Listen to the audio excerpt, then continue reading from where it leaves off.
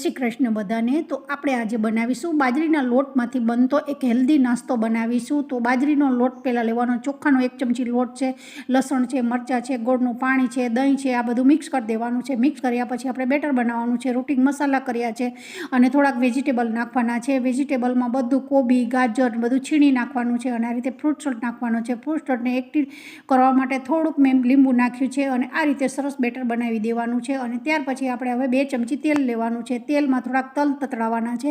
તલ થઈ જાય પછી આપણે થોડુંક બેટર નાખી દેવાનું છે। તો આ એકદમ લગભગ 2 મિનિટ આપણે ઢાંકી અને રાખવાનું છે। ત્યાર પછી આપણે સરસ ઉથલાવી દેવાનું છે।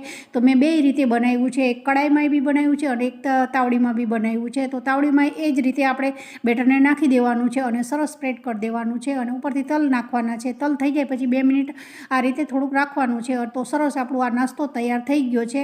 તમે જોઈ શકો છો એકદમ આસાનીથી સરસ આ નાસ્તો થઈ જાય છે। અને આથેલા મરચાં છે અને